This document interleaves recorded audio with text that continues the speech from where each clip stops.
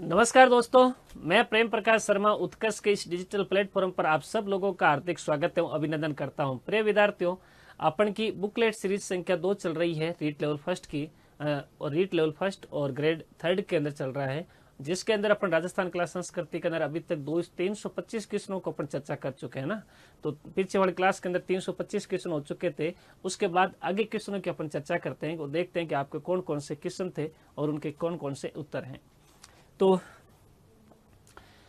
326 number question आपके सामने है और सवाल पूछा है कि राजस्थानी भाषा का प्रथम उपन्यास कौन सा है। राजस्थानी भाषा का प्रथम उपन्यास कौन सा है। ऑप्शन एक है विश्रांत प्रवास, केसर विलास, कनक सागर, बादली। इस क्वेश्चन का जो सही आंसर है ना दोस्तों, वो आंसर है आपके कौन सा, सी ऑप्शन राइट होगा और वो होगा आपके कौन सा, कनक सागर। राजस्थानी भाषा का प्रथम उपन्यास कनक सागर को माना जाता है, ठीक है ना। बाकी ये जो विश्रांत प्रवास है, ये राजस्थानी साहित्य की प्रथम कहानी है। ये क्या है, प्रथम कहानी। और केसर विलास ये राजस्थानी साहित्य का प्रथम नाटक है। राजस्थानी साहित्य का प्रथम नाटक केसर विलास, राजस्थानी साहित्य का प्रथम उपन्यास कनक सागर और राजस्थानी साहित्य की प्रथम कहानी विश्रांत प्रवास। दोस्तों, इन तीनों का जो लेखक है, तीनों का लेखक, इन तीनों की रचना करने वाला बंदा है, उस बंदे का नाम है शिवचंद्र भरतिया। वो बंदा कौन है, शिवचंद्र भरतिया है, जिन्होंने इन तीनों की क्या की थी, रचना की थी। शिवचंद्र भरतिया द्वारा ही राजस्थानी भाषा की प्रथम कहानी लिखी गई, शिवचंद्र भरतिया द्वारा ही प्रथम नाटक लिखा गया और शिवचंद्र भरतिया द्वारा ही प्रथम उपन्यास लिखा गया था। ये जो बादली रचना है, कौन सी रचना, बादली, आधुनिक राजस्थानी साहित्य की प्रथम रचना मानी जाती है। आधुनिक राजस्थानी साहित्य की प्रथम रचना,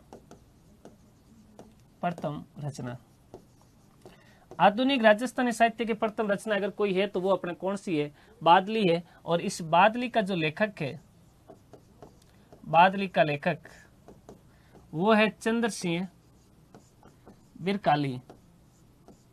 चंद्र सिंह बिरकाली, चंद्र सिंह बिरकाली के द्वारा लिखी गई है बादली रचना, जो आधुनिक राजस्थानी साहित्य की क्या मानी जाती है, प्रथम रचना मानी जाती है। नेक्स्ट क्वेश्चन, अगला सवाल पूछा गया है, चेतावनी रा चुंगटिया नामक रचना किस क्रांतिकारी द्वारा रचित की गई है। चेतावनी रा चुंगटिया जो रचना है वो कौन से क्रांतिकारी के द्वारा रचित की गई है। ऑप्शन एक है प्रताप सिंह बारठ, माणिक्यलाल वर्मा, केसी सिंह बारठ, जोरावर सिंह बारठ। इस क्वेश्चन का सही आंसर होगा आपके सी और ये होगा आपके कौन सा, केसरी सिंह बारठ के द्वारा अपने चेतावनी रा चुंगटिया नामक ग्रंथ की क्या की गई, रचना की गई। कौन सा है, केसरी सिंह बारठ। केसरी सिंह बारठ, केसरी सिंह बारठ ने चेतावनी रा चुंगटिया नामक किताब लिखी थी, है ना। चेतावनी रा चुंगटिया 1903 के अंदर दिल्ली दरबार का आयोजन हुआ था। कौन सा दरबार लगा था, दिल्ली दरबार। और इस दिल्ली दरबार के अंदर भाग लेने के लिए जा रहे थे अपने मेवाड़ के महाराणा, जिनका नाम था फतेह सिंह। मेवाड़ महाराणा फतेह सिंह जी मतलब जो है इसके अंदर भाग लेने के लिए जा रहे थे। और फतेह सिंह जी भाग लेने के लिए जा रहे थे तो उस समय केसरी सिंह बारठ ने फतेह सिंह जी को 13 सोर्ट लिख करके दिए और सोर्ट थोड़ा स्वाभिमान वाले थे, इसलिए इनको कहा जाता है चेतावनी रा चुंगटिया कहा जाता है और ये इनको लिख करके दिया गया था। 13 सोर्टों को पढ़ करके महाराणा फतेह सिंह जी अपने वापस जो है दिल्ली जाने का मन कैंसिल कर देते हैं और मेवाड़ चले जाते हैं। नेक्स्ट क्वेश्चन, राजस्थान का अबुल फजल किसे कहा गया है। राजस्थान का अबुल फजल किसे कहा जाता है। ऑप्शन एक है नैन्सी, बांकीदास, चंद्र बरदाई, बिट्टू सुजा। क्वेश्चन का सही आंसर होगा ए और वो होगा आपके कौन सा, नैन्सी। नैन्सी को राजस्थान का अबुल फजल कहा जाता है और ये राजस्थान का अबुल फजल कहने वाला अगर कोई बंदा है, इसको अबुल फजल किसने कहा है तो याद रखना दोस्तों, इनको अबुल फजल कहा है किसने कहा है तो वो याद रखना अपने मुंशी देवी प्रसाद ने। मुंशी देवी प्रसाद।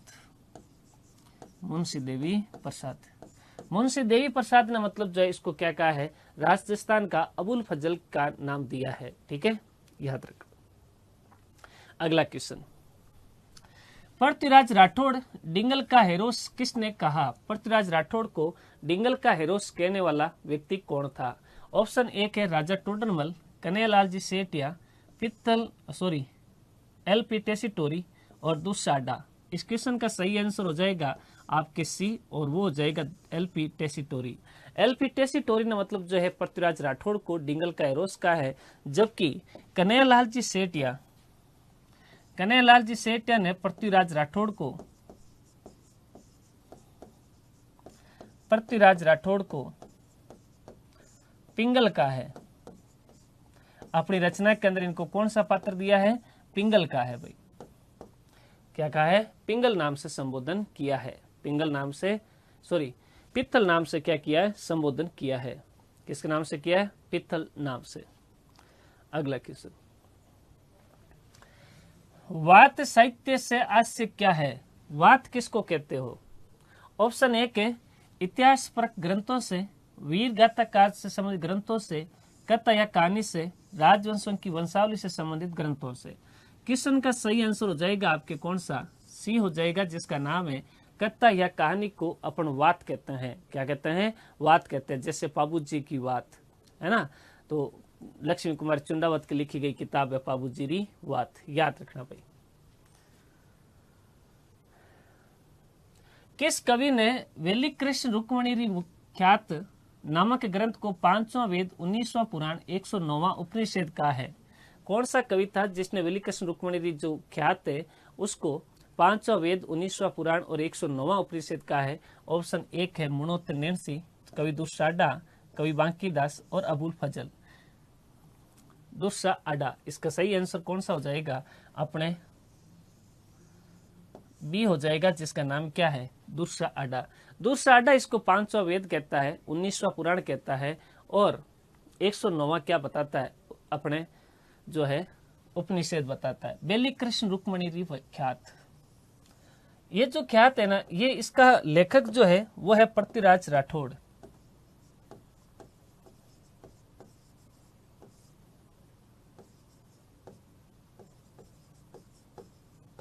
पृथ्वीराज राठौड़। इसकी भाषा उत्तरी मारवाड़ी है।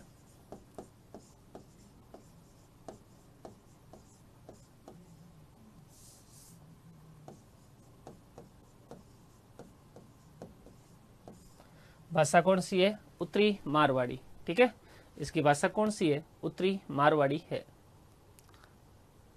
अगला क्वेश्चन, अगला सवाल पूछा है कि नीति मंजीरी एवं कूक कवि बत्तीसी किसकी रचना है? नीति मंजीरी और कूक कवि बत्तीसी जो रचना है वो किस कवि की है? ऑप्शन एक है कवि बांकीदास, कवि माघ, नयन चंद्र सूरी, पृथ्वीराज राठौड़। क्वेश्चन का सही आंसर हो जाएगा ए ऑप्शन, जिसका नाम क्या है? बांकीदास। बांकीदास की रचना है नीति मंजरी, कूक कवि बत्तीसी, दातार बावनी, मान जसो मंडन।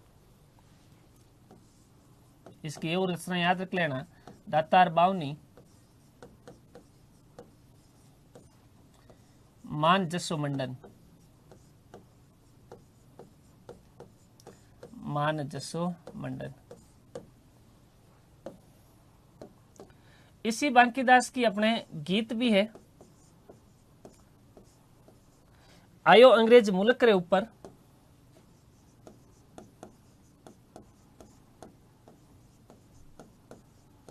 आयो अंग्रेज मुल्क रे ऊपर, और एक गीत और है पाबू जी का गीत,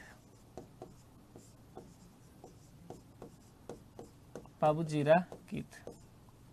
पाबूजीरा गीत इसका क्या है? अपने याद रखना भाई। दो अंग्रेज, आयो अंग्रेज मुल्क रे ऊपर और पाबूजीरा गीत दोनों अपने कवि बांकीदास की रचना है। ठीक है, याद रखना भाई। और नयन चंद्र सूरी की अगर मैं रचना की बात करूं तो हमीर महाकाव्य, हमीर महाकाव्य। पृथ्वीराज राठौड़ की अगर मैं चर्चा करूं, पृथ्वीराज राठौड़, तो वेली कृष्ण रुक्मणी री वचनिका, वेली कृष्ण रुक्मणी री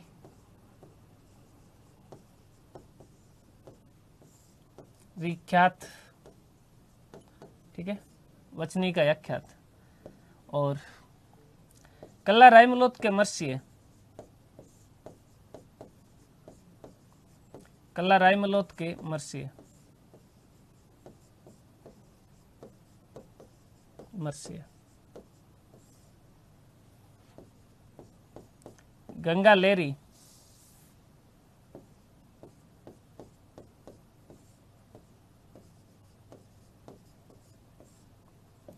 दसम भागवतरा दुआ,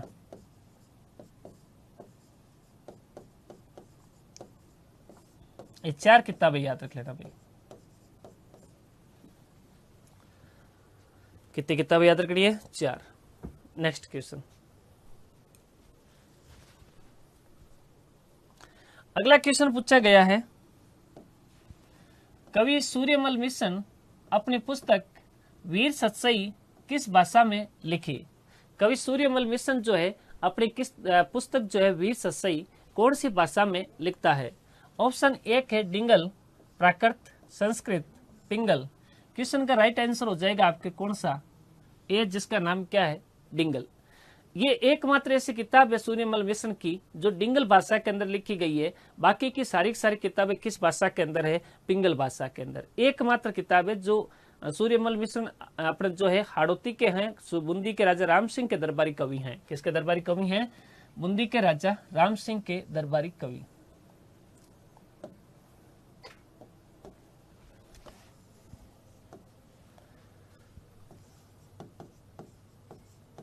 बूंदी शासक राम सिंह के दरबारी कवि, राम सिंह के दरबारी कवि, दरबारी कवि। बूंदी के राजा राम सिंह के दरबारी कवि हुआ करते थे। इन्होंने साहित्यिक रचना हाड़ौती बोली के अंदर लिखी है और हाड़ौती बोली ढूंढाड़ी बोली की सहायक बोली मानी जाती है ना, सॉरी, उप बोली मानी जाती है, और ढूंढाड़ी बोली जिसका साहित्यिक रूप पिंगल कहलाता है। तो बाकी रचनाएं तो सारी पिंगल में हुई है, लेकिन ये एक रचना ऐसी है जो अपने किस में हुई है? डिंगल भाषा में, ठीक है। और ये वीर सतसई, वीर सतसई कौन सी रचना है? वीर सतसई। ये जो वीर सतसई रचना है ना, ये 1857 की क्रांति के अंदर अंग्रेजों की दास्ता से मुक्ति के लिए लिखी गई थी। अंग्रेज 1857 की क्रांति में अंग्रेजों की दास्ता से मुक्ति के लिए लिखी गई, मुक्ति के लिए लिखी गई। इस किताब के अंदर 288 दोहे हैं भाई। कितने दोहे हैं? 288। हालांकि टारगेट इनका 700 दोहों का था, लेकिन 700 दोहे लिखे नहीं जाते हैं। टोटल अपने जो है कितने? 288 दोहे लिखे गए। और इसका शीर्षक जो था वो था समय शीश पलटी, समय शीश पलटी। समय शीश पलटी इनका क्या था? शीर्षक माना जाता है। समय शीश पलटी इनका शीर्षक था। और इस किताब को जो है इसके अंदर वो भी आपको दुआ मिलेगा कि इला ने देनी आपड़ी हलरिये उलराय पुत सिकावे पालने मरण बड़ाई मान, ठीक है ना। इला ने देनी आपनी हलरिये उलराय, हलरिये उलराय पूत सिकावे पालने मरण बड़ाई मान, ठीक है ना। तो हलरिये उलराय, इला ने देनी आपनी हलरिये उलराय, ये एक मातृभूमि की रक्षा के लिए वीरों को मां द्वारा अपने पुत्र को जो है कहती हुई ये दोहा इस किताब के अंदर लिखा गया है।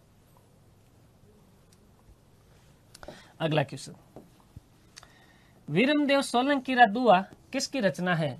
वीरमदेव सोलंकी रा दुआ किस कवि की रचना है? ऑप्शन है दयाल दास, दुर्साडा, सूर्यमल मिशन, कर्णिदान। क्वेश्चन का सही आंसर हो जाएगा जिसका नाम क्या है? डी आंसर सही होगा, और वो होगा आपके कौन सा? दुर्साडा।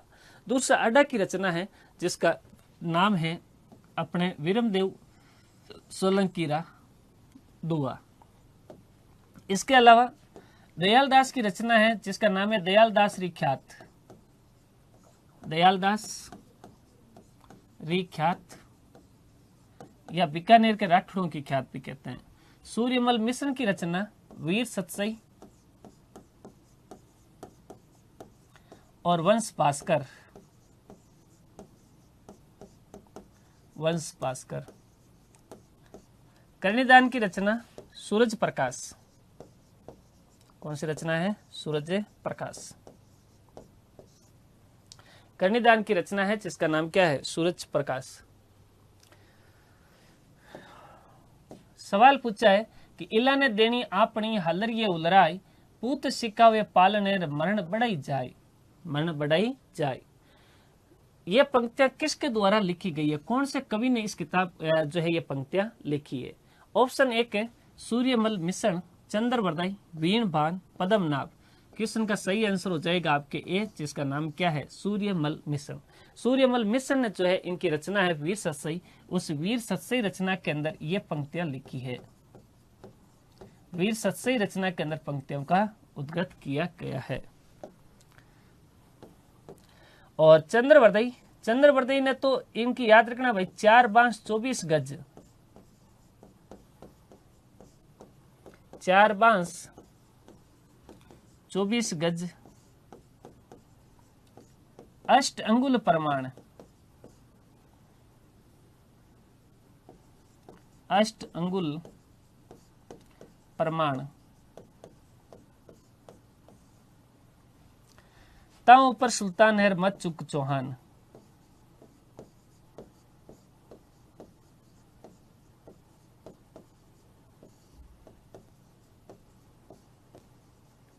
मत चुके चौहान।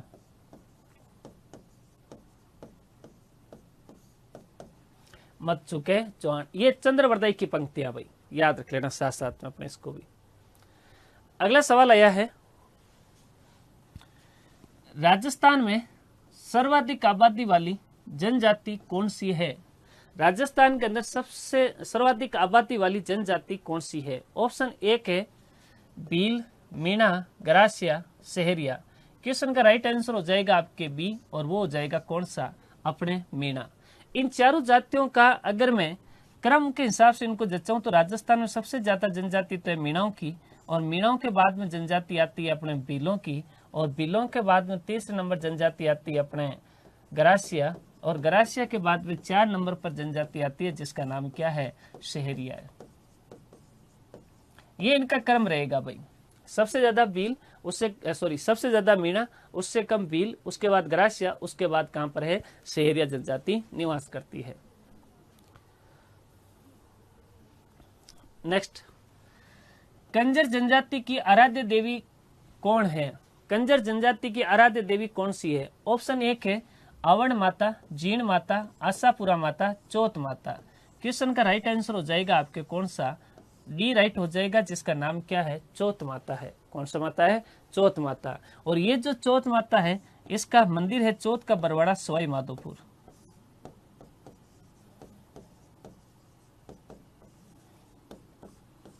चौथ का बरवाड़ा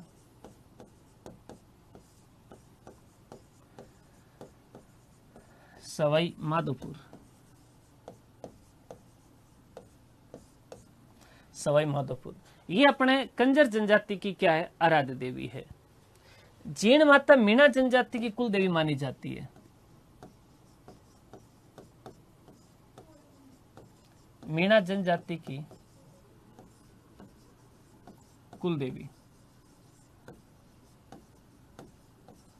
मीणा जनजाति की कुल देवी अपने कौन सी? जीण माता। और चौथ माता, चौथ का बरौड़ा सवाई माधोपुर, कंजर जनजाति की क्या है? कुल देवी है। कंजर जनजाति की कुल देवी। अगला सवाल पूछा है कि गरासिया जनजाति का सबसे पवित्र स्थान कौन सा है? गरासिया जनजाति का सबसे पवित्र स्थान कौन सा माना जाता है? ऑप्शन एक है आपके सामने कोलाइत झील बीकानेर, सीताबाड़ी का बारह, मानगढ़ धाम डूंगरपुर, नक्की झील माउंट आबू सिरोही। इस क्वेश्चन का सही आंसर माना जाएगा जिसका नाम है डी, और वो है आपके कौन सा, नक्की झील माउंट आबू, जो ग्रासिया जनजाति का सबसे पवित्र स्थान माना जाता है। दोस्तों ऐसा कहा जाता है कि ग्रासिया जनजाति के लोग अपने पूर्वजों की अस्थियों का विसर्जन नक्की झील के अंदर करते हैं, याद रखना भाई।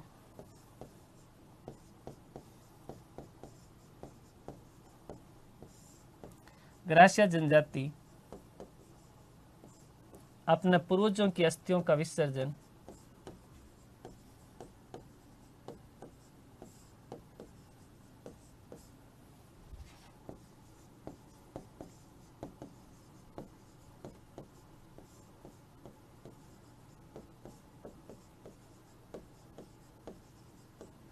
विसर्जन करते हैं। किस झील के अंदर करते हैं, तो नक्की झील के अंदर। किस झील के अंदर करते हैं, नक्की झील के अंदर ग्रासिया जनजाति अपने पूर्वजों की अस्थियों का क्या करते हैं, विसर्जन करते हैं। और नक्की झील माउंट आबू, यहाँ पर इनका ग्रासियों का मेला भी लगता है, जिसको ग्रासियों का कुंभ की कहा जाता है। ठीक है, चलो। कोलाई झील बीकानेर के अंदर है, जंगल प्रदेश का कुंभ कहलाती है ये, जंगल प्रदेश का कुंभ।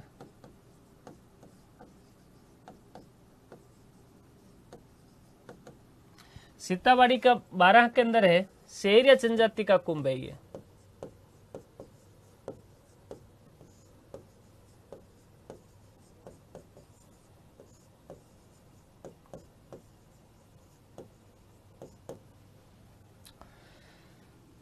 मानगढ़ धाम आश्विन पूर्णिमा को मेला लगता है, ये भी आदिवासियों का मेला है।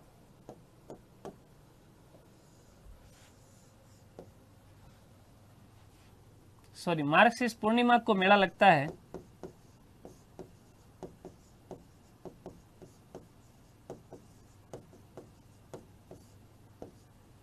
आदिवासियों का मेला है ये।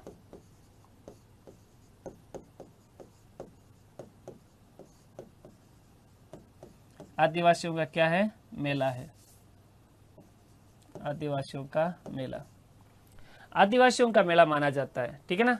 आदिवासियों का कुंभ तो है अपने कौन सा, बेणेश्वर धाम। ठीक है ना, याद रखना, सबसे बड़ा तो वो है, सबसे बड़ा तो बेणेश्वर है। अगला सवाल, कथोड़ी जनजाति के घर को क्या कहा जाता है। कथोड़ी जनजाति के जो घर होते हैं उन घरों को अपन क्या कहते हैं। ऑप्शन है खोलरा, मेवासे, फला, गमेती।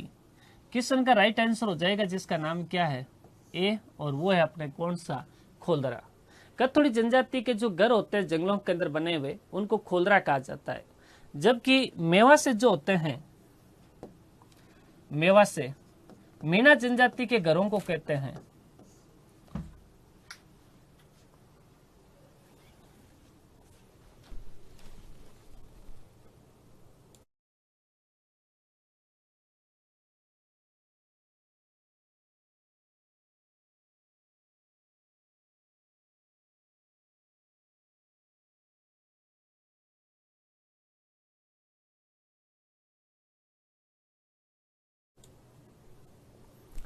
इनको कहा जाता है खोलरा।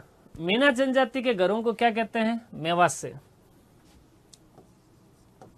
मीना जनजाति के घर,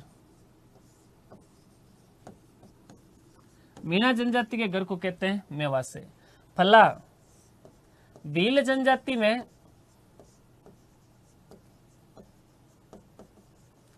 भील जनजाति में 8 या 10 घरों का समूह है।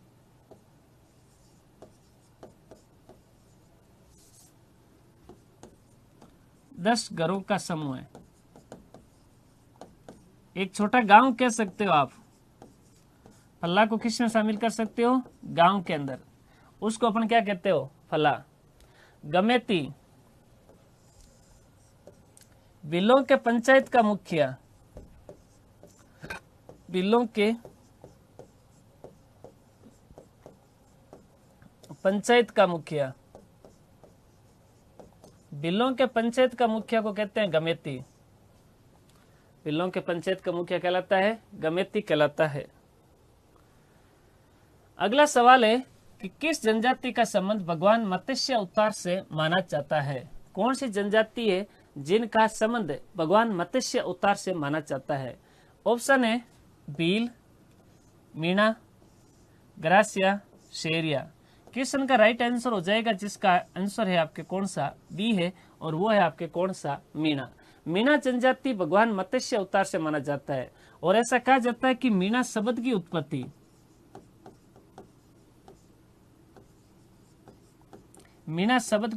मीन से हुई है। किससे हुई है? मीन से। और मीन बोले तो मछली, और मछली मतलब मत्स्य भगवान, ठीक है ना। तो मछली जो है, इनका मीणा शब्द की उत्पत्ति किससे होती है? मीन से होती है। किससे होती है? मीन से। मीणा जनजाति के आदि पुरुष या आदि आचार्य, सॉरी, मीणा जनजाति के आदि आचार्य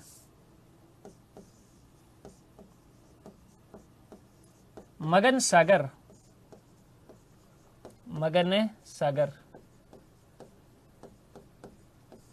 मीणा जनजाति का मुखिया, मीणा जनजाति मुखिया को कहते हैं पटेल। क्या कहते हैं उसको? पटेल के नाम से जाना जाता है। भील शब्द की उत्पत्ति द्रविड़ भाषा के व्हील से हुई है। भील शब्द की उत्पत्ति द्रविड़ भाषा के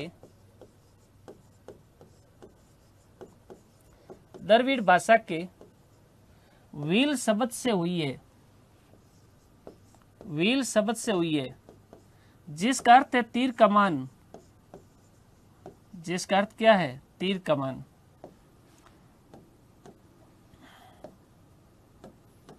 और ग्रास्य शब्द की उत्पत्ति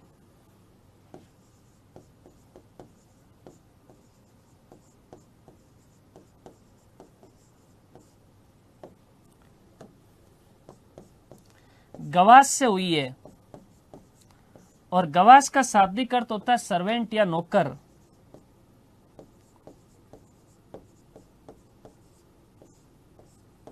सर्वेंट या नौकर कहते हैं। शेर या शब्द की उत्पत्ति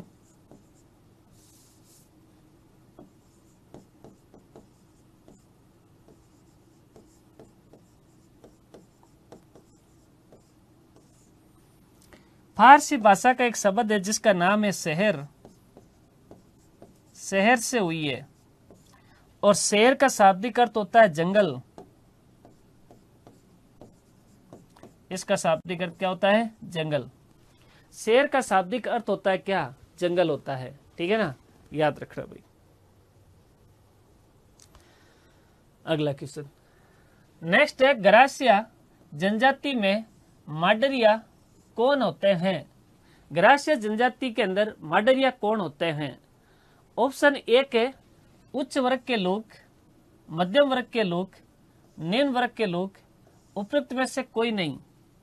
इस क्वेश्चन का जो सही आंसर होगा ना, वो आंसर होगा आपके कौन सा? बी। कौन सा होगा? बी होगा, और वो होगा आपके कौन सा? मध्यम वर्ग के जो लोग होते हैं उसको माडरिया कहा जाता है। क्या कहा जाता है? माडरिया। और याद रखना, उच्च वर्ग के जो लोग होते हैं ना, उनको कहते हैं बाबोर हैया। बाबोर हैया। उच्च वर्ग के लोगों को बाबोर हैया कहते हैं, मध्यम वर्ग के लोगों को माडरिया कहते हैं, और निम्न वर्ग के लोग जो है निचली न्यात होती है, ठीक है ना। तीन तरह की न्यात होती है, उच्च न्यात, निम्न की न्यात और निचली न्यात, ठीक है ना। तो तीन तरह की न्यात ग्रासिया जनजाति में। अगला सवाल, भील जनजाति में पंचायत का मुखिया क्या कहलाता है? भील जनजाति के अंदर जो पंचायत का मुखिया होता है उसको क्या कहते हैं उसको? ऑप्शन एक है जिसका नाम है पटेल, दूसरा है गमेती, तीसरा मेवासे, और चौथा है जिसका नाम है अपने क्या जो है चौधरी। चौथा कौन सा है? चौधरी। इस क्वेश्चन का जो सही आंसर होगा ना, वो आंसर होगा आपके कौन सा? अपने बी होगा, और वो होगा आपके कौन सा? गमेती। कौन सा होगा? गमेती। भील जनजाति के पंचायत के मुखिया को क्या कहते हैं? गमेती कहा जाता है। अगला सवाल है कि कथोड़ी जनजाति में समाज के मुखिया को क्या कहा जाता है? कथोड़ी जनजाति के अंदर समाज का जो मुखिया होता है उसको क्या कहते हैं? ऑप्शन एक है पटेल या बोपा, गमेती, नाइक, उपयुक्त में से कोई नहीं। क्वेश्चन का सही आंसर हो जाएगा जिसका नाम है ए ऑप्शन, और वो है आपके कौन सा, पटेल या भोपा। कथोड़ी जनजाति के समाज का मुखिया पटेल या भोपा कहलाता है, जबकि कथोड़ी जनजाति के अंदर पंचायत का मुखिया क्या कहलाता है, नाइक।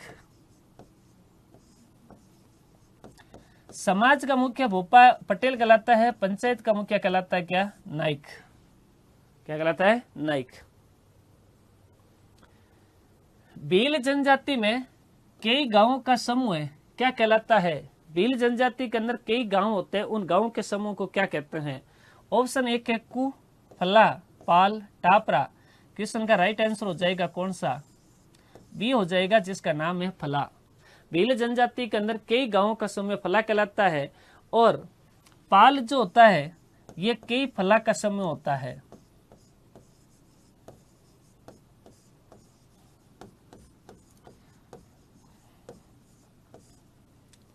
कई गांवों का समूह फला कहलाता है, और कई फलों का समूह क्या कहलाता है, पाल कहलाता है। क्या कहलाता है, पाल। कु या टापरा, कु या टापरा। जंगलों में बने हुए घर,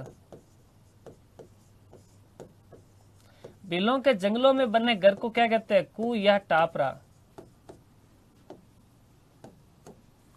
कु या टापरा, कु या टापरा। एक होता है डालिया, घरों के आगे का बरामदा,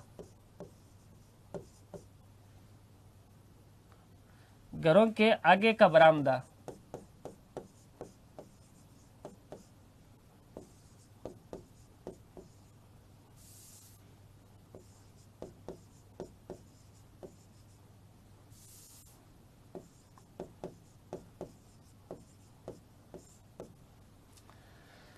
चौतीस नंबर क्वेश्चन है ना। जनजाति में कई गांवों का समूह, सॉरी यहाँ पर कई गांवों का समूह पूछा है, घरों का नहीं पूछा है। घरों का होता तो फला हो जाता, सॉरी, ठीक है ना, इसको माफ करना, वापस इसको सही करना पड़ेगा। इसका आंसर अपने पाल से याद रख लेना भाई, पाल। फला तो कई घरों का समूह होता है, कई घरों का समूह, उसको फला कहते हैं, और कई गांवों का समूह उसको पाल कहते हैं। सॉरी, थोड़ा सा अपने सी ऑप्शन राइट कर लेना है ना। चलो नेक्स्ट। भील जनजाति सिर पर साफा बांधते हैं एवं रंगीन पगड़ी भी बांध लेते हैं, उसे क्या कहते हैं। जो भील जनजाति के लोग हैं जो सिर पर साफा भी बांधते हैं और रंगीन पट्टी भी बांध लेते हैं, उसको क्या कहते हैं। ऑप्शन एक है पाल, जाडिया, फल्ला, बालरा। क्वेश्चन का सही आंसर हो जाएगा जिसका नाम है बी, और वो अपने कौन सा हो जाएगा, जाडिया। कौन सा हो जाएगा, जाडिया। उसको जाडिया कहा जाता है। क्या कहा जाता है, जाडिया कहा जाता है। पाल कई फलों का समूह, कई फला का समूह पाल, और कई घरों का समूह उसको कहते हैं फला, कई घरों का समूह। और वालरा स्थानांतरित खेती, स्थानांतरित कृषि या खेती, उसको बालरा कहा जाता है। उसको क्या कहते हैं, बालरा।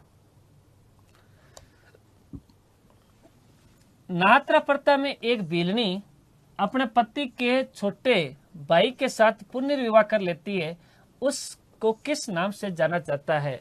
नात्रा मतलब नाता प्रथा, जिसके अंदर एक भील महिला अपने पति के छोटे भाई के साथ शादी कर लेती है, उसके साथ मतलब जीवन यापन करती है, उसको क्या कहते हो। ऑप्शन एक है दापा, देवर बट्टा, गोल्लड़। उपयुक्त में से कोई नहीं।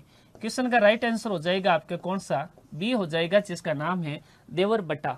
देवर बट्टा, देवर बट्टा कहा जाता है उसको। जबकि दापा जो होता है ना, वो होता है वधु मूल्य। दापा क्या होता है, वधु मूल्य होता है। वर के पिता द्वारा वधु का मूल्य देना, यानी लड़की के पिता को रुपए देना, उसको क्या कहते हो, दापा कहते हैं। वधु मूल्य कहा जाता है। क्या कहते हैं उसको, वधु मूल्य कहते हैं। अगला सवाल। ग्रास्य जनजाति में पाल का मुखिया, पाल का मुखिया क्या कहलाता है। ग्रास्य जनजाति के अंदर जो पाल का मुखिया होता है उसको क्या कहते हैं। ऑप्शन एक है जिसका नाम है अपना पालवी, बाट, फल्ला, गमेती। क्वेश्चन का राइट आंसर हो जाएगा आपके कौन सा, ए हो जाएगा, और वो हो जाएगा कौन सा, पालवी। वो कौन सा हो जाएगा, पालवी।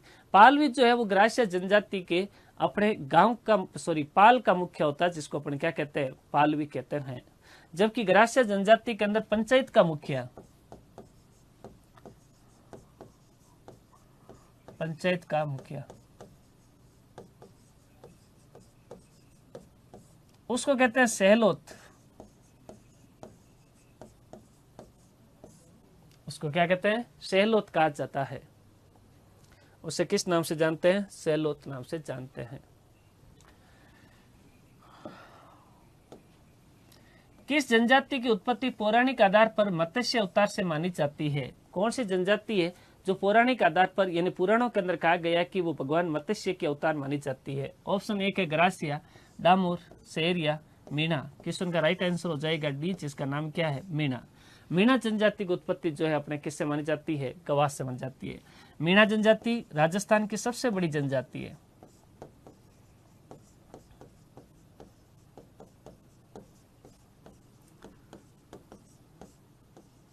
राजस्थान की सबसे बड़ी जनजाति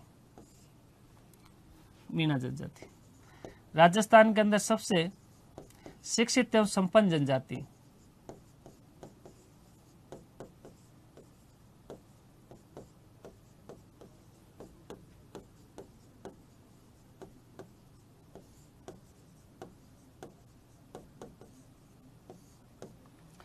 राजस्थान की सबसे बड़ी जनजाति है, राजस्थान में शिक्षित एवं संपन्न जनजाति है, जिसका नाम क्या है, मीणा है।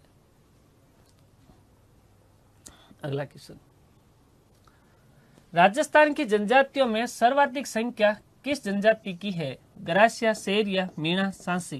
क्वेश्चन का सही आंसर हो जाएगा, जिसका नाम क्या है, सी, और वो अपने कौन सी है, मीणा। मीणा जनजाति की सर्वाधिक संख्या है। डामोर जनजाति के घर को किस नाम से जाना जाता है? डामोर जनजाति के जो घर होते हैं उसको अपन किस नाम से जानते हैं? ऑप्शन ए के आपके, जिसका नाम है टापरे, पटेल, पल्ला, पाल। क्वेश्चन का सही आंसर हो जाएगा, जिसका नाम है ए, और वो है अपने कौन सी, टापरे। ग्रास्य जनजाति के अंदर जो है ना घर बने होते हैं उसको अपन क्या कहते हैं, टापरा कहते हैं। क्या कहते हैं, टापरा। डामोर जनजाति के जो घर होते हैं उसको अपन क्या कहते हैं, टापरा कहते हैं। डामोर जनजाति राजस्थान में सबसे ज्यादा निवास करती है डूंगरपुर जिले के सिमलवाड़ा पंचायत समिति में। डूंगरपुर जिले की सिमलवाड़ा पंचायत समिति।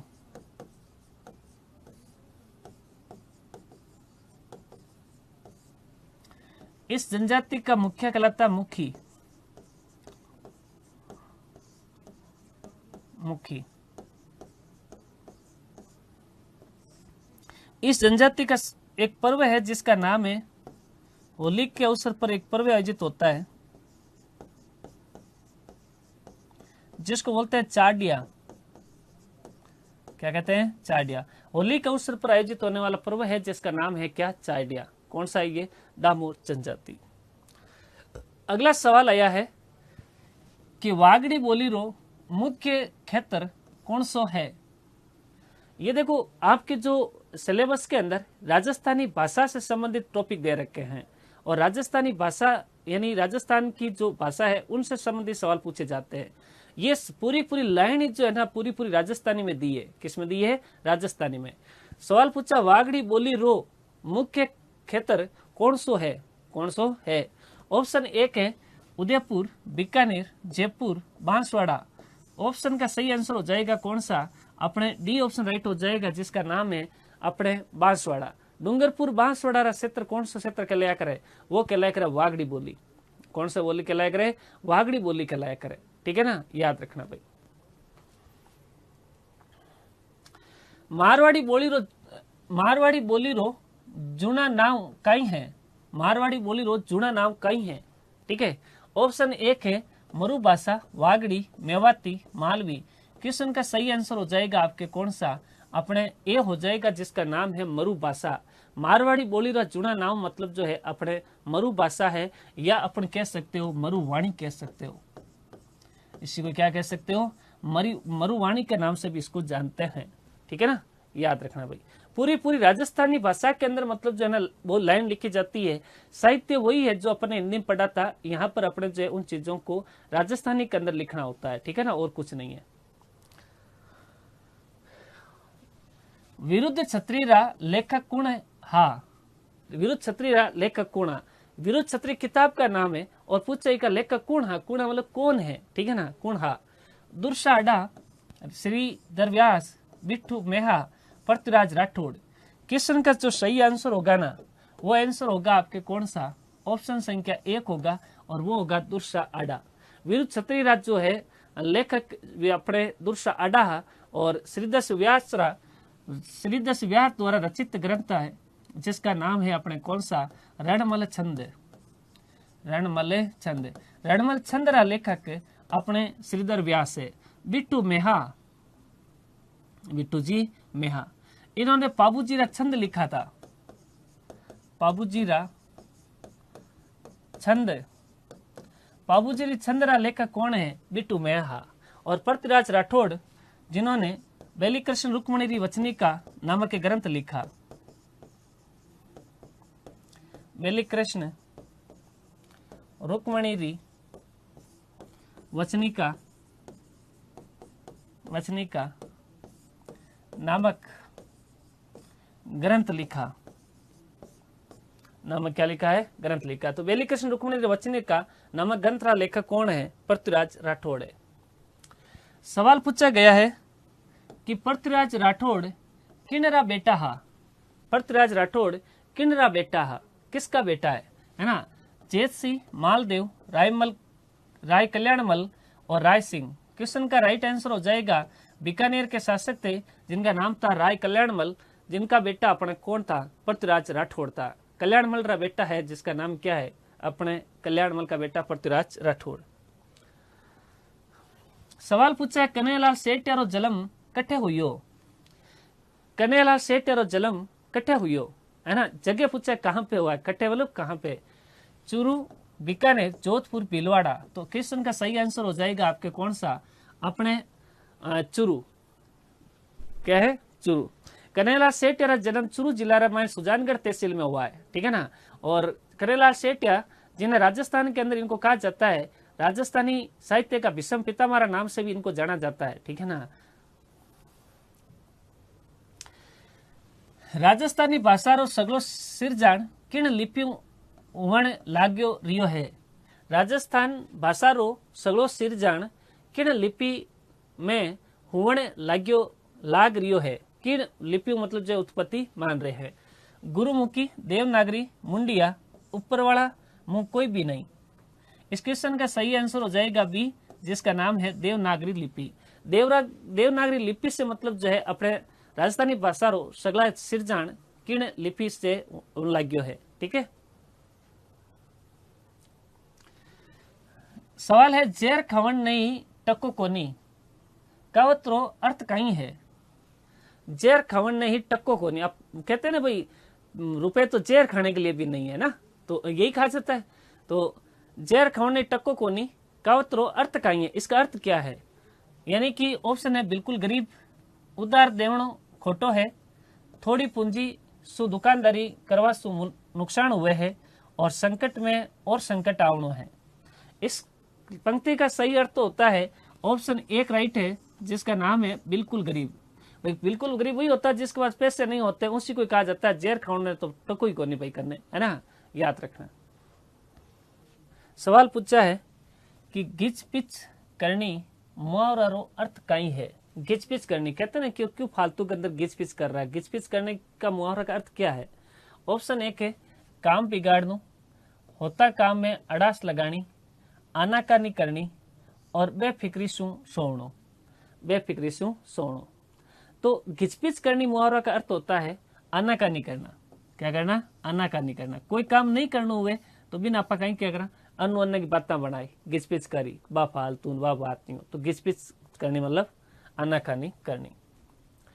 अगला है लाडो अब का शब्द रो अर्थ कहीं है? लाडो अब का शब्द रो अर्थ कहीं है? लाडो शब्द का अर्थ क्या है ना? बेटी, बहू, पति, नखराली स्त्री।